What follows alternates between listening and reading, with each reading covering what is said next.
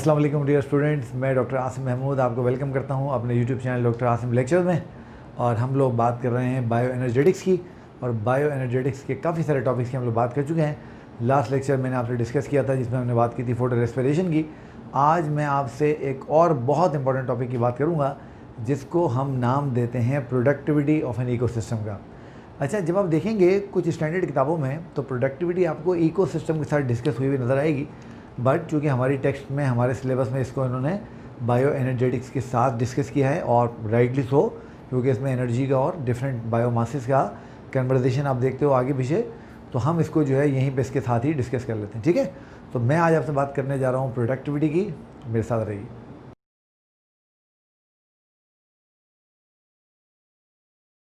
अच्छा जी dear students, तो हम लोग बात कर रहे हैं प्रोडक्टिविटी की। अच्छा, जब आप प्रोडक्टिविटी को देखते हैं तो आपको पता है प्रोडक्टिविटी का मतलब क्या होता है। प्रोडक्टिविटी का मतलब होता है पैदावार, प्रोडक्शन, यील्ड। प्रोडक्टिविटी का मतलब क्या होता है? पैदावार। आप इसको पैदावार भी कह सकते हो और आप इसको यील्ड भी कह सकते हो, है ना, यानी प्रोडक्शन। तो प्रोडक्टिविटी में हम बेसिकली देख क्या रहे हैं? प्रोडक्टिविटी में बेसिकली हम ये देख रहे होते हैं कि किसी इकोसिस्टम में बायोमास की प्रोडक्शन कितनी हो रही है। ठीक है, तो what is productivity? It is amount of biomass generated in an ecosystem। तो किसी भी इकोसिस्टम में जो बायोमास की जनरेशन होती है, इस जनरेशन के प्रोसेस को हम लोग ना क्या नाम देते हैं? हम इसको नाम देते हैं प्रोडक्टिविटी का। ठीक है। अच्छा, अगर आप चाहें तो आप इसको amount of biomass generated ecosystem भी कह सकते हैं, और आप इसको लिमिट भी कर सकते हैं टाइम के साथ। तो मैं इसको ऐसे भी कह सकता हूँ, it is rate of biomass generated in an ecosystem. तो दोनों तरीक़ों से हम जो है इसकी बात बहुत मज़े से और बहुत आसानी के साथ कर सकते हैं। अब यहाँ पर एक टर्म आप लोगों के लिए थोड़ी सी हो सकता है अनफेमिलियर हो, जो आप लोगों को परेशान भी करे, तो पहले मैं आपसे उसकी बात करता हूँ। और वो टर्म है, आपको पता है उस टर्म को आप और मैं क्या कहते हैं? उसको हम कहते हैं बायोमास। तो व्हाट इज़ बायोमास? तो पहले ज़रा इसको समझ लेते हैं। जब बायोमास समझ लेंगे तो ना सिर्फ हमें प्रोडक्टिविटी समझने में आसानी होगी, बल्कि इसके साथ हमें ट्रॉफिक लेवल्स और जो पिरामिड ऑफ एनर्जी हैं और पिरामिड ऑफ नंबर हैं और जो पिरामिड ऑफ बायोमास है उसको भी समझने में बहुत आसानी होगी। ठीक है, तो आइए पहले ज़रा देखते हैं कि बायोमास क्या चीज़ होती है। तो व्हाट इज़ बायोमास? देखिए, नाम पे गौर कीजिए। मास तो आपको पता है क्या होता है? Mass is a physical entity, bio is for life या लिविंग ऑर्गेनिज्म। तो किसी भी इकोसिस्टम के अंदर जो मास होता है लिविंग ऑर्गेनिज्म का, देखो मैं क्या लफ्ज़ इस्तेमाल कर रहा हूँ, लिविंग ऑर्गेनिजम्स का, इसमें हम डेड को शामिल नहीं करेंगे। तो किसी भी पर्टिकुलर टाइम में किसी भी इकोसिस्टम में जो अमाउंट है, जो बॉडी है, जो मास है लिविंग ऑर्गेनिज्म का, उसको आप उस इकोसिस्टम का बायोमास कह देते हो। क्या कह देते हो? बायोमास। तो what is biomass? Amount of mass of living organisms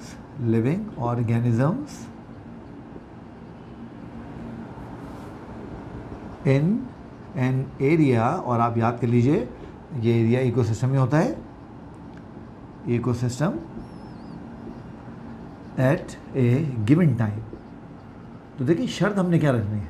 हमने एरिया डिफाइन करना है कि कौन सा एरिया है। से फॉर एग्जाम्पल, मैं इस वक्त खड़ा हुआ हूँ अपने घर के कमरे में।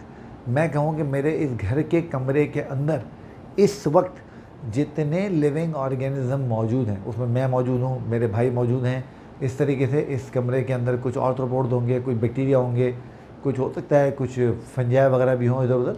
तो जब हम उन सबको कैलकुलेट कर लेंगे तो उन सब लिविंग ऑर्गेनिजम्स का जो मास बनेगा उसको हम नाम दे देंगे किसका? बायोमास का।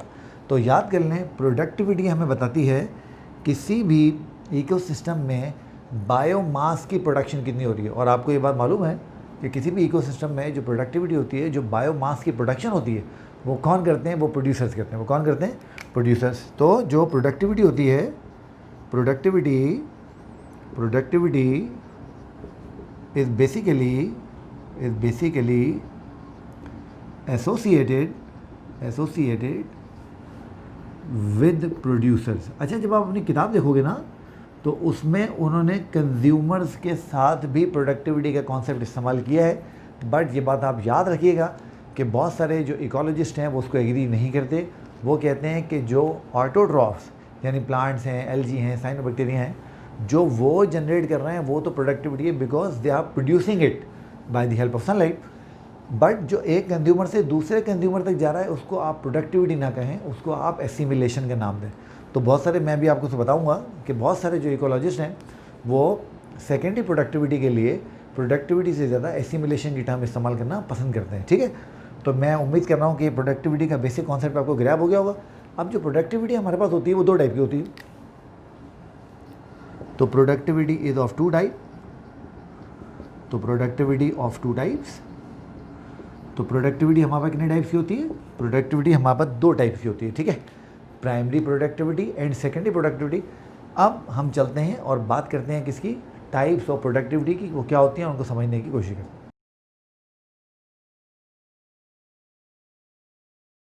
जी डियर स्टूडेंट्स, वेलकम बैक। और अब मैं आपसे बात करूंगा टाइप्स ऑफ प्रोडक्टिविटी की। मैंने अभी भी आपको समझाया कि जब हम टाइप्स ऑफ प्रोडक्टिविटी की बात करते हैं, जब हम टाइप्स ऑफ प्रोडक्टिविटी की बात करते हैं, तो अभी अभी मेरी और आपकी डिस्कशन हुई इस बारे में कि जो प्रोडक्टिविटी है वो दो टाइप की होती है। वो कितने टाइप की होती है बच्चों? वो दो टाइप की होती है। ठीक है, उनमें से जो पहली टाइप है इसको हम कहते हैं प्राइमरी प्रोडक्टिविटी। इसको हम क्या कहते हैं? इसको हम कहते हैं प्राइमरी प्रोडक्टिविटी। ठीक है, तो what is primary productivity? Primary productivity is the amount of biomass, it is the amount of biomass produced by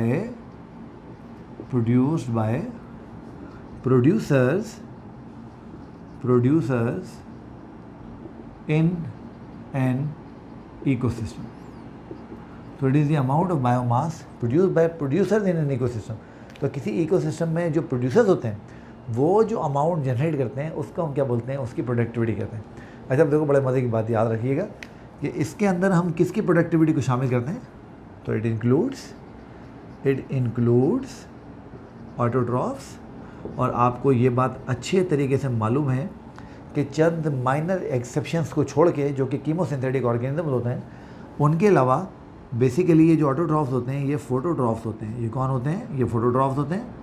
और फोटोट्रॉफ्स में हम किस किस की बात कर रहे हैं? फोटोट्रॉफ में हम बात कर रहे हैं दैट इज़ एल्गी की। आपको पता है दुनिया में सबसे ज़्यादा फोटोसिंथेसिस एल्गी करते हैं। एल्गी के बाद प्लांट्स हैं, प्लांट के बाद हमारे पास साइनोबैक्टीरिया है, प्लांट के बाद हमारे पास क्या है? साइनोबैक्टीरिया है। ठीक है, अच्छा अब देखो, एल्गी हो, प्लांट हो या साइनोबैक्टीरिया हो, इससे कोई फ़र्क नहीं पड़ता। याद रहे कि ये तीनों की तीनों ऑर्गेनिज्म क्लोरोफिल को इस्तेमाल करते हैं फोटोसिंथेसिस करने के लिए। अच्छा, अब यहाँ पे मज़े की बात देखिए कि फोटोट्रॉफ्स वो एल्गी हो, वो प्लांट हो या साइनोबैक्टीरिया हो, इससे कोई फ़र्क नहीं पड़ता। आपको पता है ये तीनों के तीनों क्लोरोफिल ए को इस्तेमाल करते हैं फोटोसिंथेसिस करने के लिए। आपको याद है ना, क्लोरोफिल ए इन तीनों का मेन फोटोसिंथेटिक पिगमेंट है। हमने बात की थी जब हम फोटोसिंथेसिस की बात कर रहे थे। तो इसलिए कभी कभी आपको पता है प्राइमरी प्रोडक्टिविटी को कैसे मेजर करते हैं? प्राइमरी प्रोडक्टिविटी को मेजर किया जाता है तो इट इज़ मेजर्ड, इसका जो यूनिट इस्तेमाल किया जाता है मेजर्ड इन, इसको कैसे इस्तेमाल करते हैं? इसको इस्तेमाल करते हैं कार्बन डाइऑक्साइड फिक्स्ड, यानी कितनी कार्बन डाइऑक्साइड फिक्स की किसने? ग्राम ऑफ क्लोरोफिल ने, यानी क्लोरोफिल के 1 ग्राम ने कितनी कार्बन डाइऑक्साइड फिक्स किया? पर आर। तो ये प्राइमरी प्रोडक्टिविटी को मेजर करने का बाद दफ़ा हमारा यूनिट होता है। ठीक है, तो हम देखते हैं कि कितनी कार्बन डाइऑक्साइड फिक्स हुई, क्योंकि ग्लूकोज तभी बनेगा, फ्रूट तभी बनेगा जब कार्बन डाइऑक्साइड फिक्स होगी केल्विन साइकिल में या C4 तरीके से या कैम तरीके से, जैसे भी हो, हमने डिस्कशन की है कंप्लीट इसकी। तो कार्बन डाइऑक्साइड फिक्स्ड पर ग्राम ऑफ क्लोरोफिल पर आर, इस तरीके से होता है। ठीक है, अच्छा अब याद रहे प्रोडक्टिविटी हो गई, प्राइमरी प्रोडक्टिविटी हो गई, मगर प्रोड्यूसर्स ने जो फूड बनाया है, आपको पता है वो फूड उनको खुद भी तो इस्तेमाल करना होता है, उनको खुद भी रेस्पायर करना होता है, खुद भी वो हीट लॉस करते हैं, बड़ा कुछ करते हैं। तो प्राइमरी प्रोडक्टिविटी भी फर्दर दो टाइप्स की होती है। तो it is further divided into two types. It is further divided into two types. इसको हम मज़ीद दो टाइप्स में डिवाइड कर लेते हैं, और वो दो टाइप कौन कौन सी होती हैं? एक को हम कहते हैं gross primary productivity, gross primary productivity. तो मैं प्राइमरी प्रोडक्टिविटी को शॉर्ट फॉर्म में PP लिख देता हूँ, एंड नेट प्राइमरी प्रोडक्टिविटी। ठीक है, तो ग्रॉस प्राइमरी प्रोडक्टिविटी क्या होती है और नेट प्राइमरी प्रोडक्टिविटी क्या होती है, अब हम ज़रा चलते हैं थोड़ा सा उसको समझते हैं। बहुत आसान है, आप बहुत जल्दी समझ जाओगे। ठीक है, आओ उसको देखते हैं।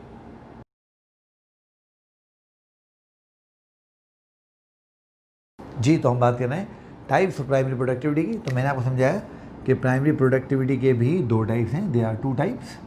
और वो 2 टाइप्स कौन सी हैं, बिल्कुल आसान है। कौन कौन सी वो होती हैं जनाब अली? पहले हमारे पास होती है ग्रॉस प्राइमरी प्रोडक्टिविटी। आप याद कर लीजिए, ग्रॉस का जो आम तौर पे हम लोग मतलब इस्तेमाल करते हैं वो हम इस्तेमाल करते हैं एज टोटल के, एज कंप्लीट के।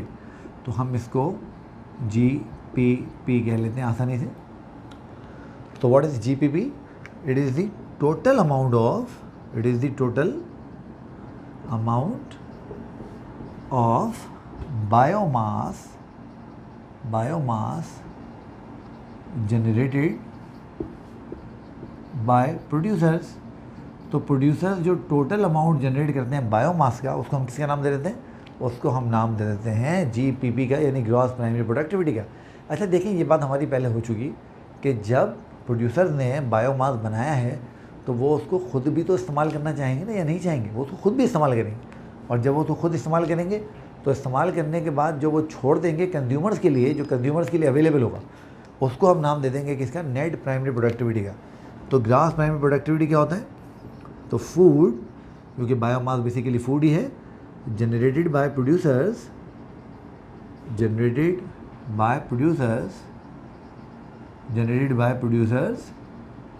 Used in their respiration. वो अपनी रेस्पिरेशन के अंदर उसको इस्तेमाल करते हैं। और जब वो अपनी रेस्पिरेशन के अंदर उसको इस्तेमाल कर लेंगे तो बाकी जो बचेगा तो उसको हम नाम दे देंगे किसका? उसको हम बोल देंगे नेट प्राइमरी प्रोडक्टिविटी का, नेट प्राइमरी प्रोडक्टिविटी का। और इसी को हम NPP का नाम भी दे देते हैं। तो नेट प्राइमरी प्रोडक्टिविटी या NPP, ठीक है। तो ये क्या है? It is the amount of biomass available for consumers. It is the amount of biomass, it is the amount of biomass available for consumers. तो जो कंज्यूमर्स के लिए बायोमास अवेलेबल है, अब उसको हम किसका नाम दे देंगे? उसको हम नाम दे देंगे बेटा नेट प्राइमरी प्रोडक्टिविटी का। तो ये कॉन्सेप्ट हो गया प्राइमरी प्रोडक्टिविटी का। अब हम डिस्कस करते हैं कॉन्सेप्ट सेकेंडरी प्रोडक्टिविटी का। ठीक है, आइए देख लेते हैं।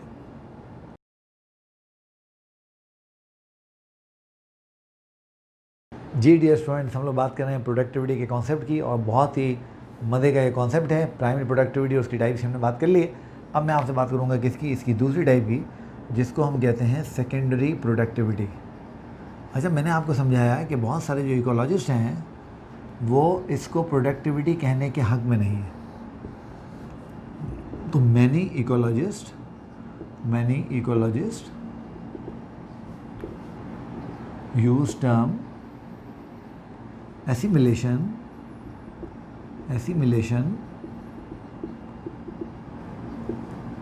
instead of productivity. वो कहते हैं कि जो कंज्यूमर्स हैं वो फूड बायोमास जनरेट थोड़ी करते हैं, उनको तो जनरेट हुआ हुआ बायोमास मिलता है। वो क्या करते हैं? उस बायोमास को एक कंज्यूमर से दूसरे को, दूसरे से तीसरे को ट्रांसफ़र करते रहते हैं सिर्फ। इसलिए बहुत सारे जो साइंटिस्ट हैं, जो इकोलॉजिस्ट हैं, वो इस बात के हक में नहीं है कि इसको प्रोडक्टिविटी का इवन नाम भी दिया जाए। तो what is secondary productivity? Is the amount of biomass, it is amount of biomass transferred from one consumer to other consumer. तो एक कंज्यूमर से दूसरे कंज्यूमर तक जो ये ट्रांसफ़र होता है। से फॉर एग्जांपल आपने देखा ये मुसलमानों में त्यौहार होता है बकरा ईद का, ईद उल अज़हा का। उसमें आप क्या करते हैं? उसमें आप एक हर्बीवोरस को, बकरा हो, गाय हो, ऊँट हो, जो भी हो, आप उसको लेते हैं। वो प्लांट ईटिंग एनिमल है, यानी उसको फूड कहाँ से मिल रहा है? उसको फूड मिल रहा है प्लांट से, यानी प्राइमरी प्रोडक्टिविटी से, प्राइमरी प्रोड्यूसर से, या सिर्फ प्रोड्यूसर से। अच्छा, अब आप क्या करते हो? आप बकरा ईद पे उसको ज़बा करते हो, ज़बा करके जो है उसके गोश्त पका के आप खा लेते हो। रूटीन में भी आप गोश्त खाते रहते हो। तो जब आपने किसी एनिमल को ज़िबा करके उसको खाया तो बेसिकली उस एनिमल के अंदर जो बायोमास बना था वो बायोमास आपकी बॉडी में चला गया। अब वो आपकी बॉडी उसको एसिमुलेट करेगी डिफरेंट बॉडी प्रोडक्ट्स में जो आपके प्रोडक्ट्स हैं, है ना। तो इसलिए बहुत सारे जो मैंने आपको बताया जो इकोलॉजिस्ट हैं वो इसको प्रोडक्टिविटी भी नहीं कहते, वो कहते हैं इसको एसिमुलेशन कहना चाहिए, क्योंकि यहाँ कुछ प्रोड्यूस नहीं हो रहा, यहाँ चीज़ें ट्रांसफॉर्म हो रही हैं, एसिमुलेट हो रही हैं एक फॉर्म से दूसरी फॉर्म। तो ये बेटा सेकेंडरी प्रोडक्टिविटी का कॉन्सेप्ट है। अच्छा, अब याद रखिएगा जब भी प्राइमरी प्रोड्यूसर से कंज्यूमर तक और कंज्यूमर से सेकेंडरी प्राइमरी कंज्यूमर से सेकेंडरी कंज्यूमर तक, सेकेंडरी से टर्शरी तक, टर्शरी से आगे जब भी ये एनर्जी ट्रांसफॉर्म होती है तो इसमें बहुत सारा एनर्जी का लॉस होता है। वो जो एनर्जी का लॉस है वो मैं आपसे बात करूँगा अगले लेक्चर में, जब मैं आपसे डिस्कस करूँगा ट्रॉफिक लेवल्स, और मैं आपसे बात करूँगा पिरामिड ऑफ एनर्जी की, ठीक है। तो बच्चों ये टॉपिक था प्रोडक्टिविटी का। मैं उम्मीद करता हूँ आपको बड़ा अच्छा समझ आ गया होगा। अगर स्टिल आपको लगता है इसमें कुछ सवाल है, कोई चीज़ है जो आपको कंफ्यूज कर रही है, आप पूछना चाहते हैं, तो नीचे कमेंट बॉक्स में जाइए, कमेंट बॉक्स में जाके इसको कमेंट कीजिए, मैं आपको पता है उसके जवाब खुद देता हूँ। साथ ही साथ आपने अगर अब तक मेरा चैनल सब्सक्राइब नहीं किया है तो बेटा चैनल को सब्सक्राइब करें, अपने दोस्तों को इसके बारे में बताएं, ताकि आप घर बैठे एक क्वालिटी, अल्हम्दुलिल्लाह अल्लाह ताला ने बहुत इज़्ज़त मुझे दी है, तो आप घर बैठे बैठे एक क्वालिटी जो है वो बायोलॉजी की सीरीज़ और लेक्चर से इस्तेफ़ादा हासिल कर सकें, बेनिफिट ले सकें, और उसका जो है वो आपको अल्टीमेट बेनिफिट जो है आगे चल के होगा। अपना बहुत सारा ख्याल रखिए। अल्लाह हाफ़िज़।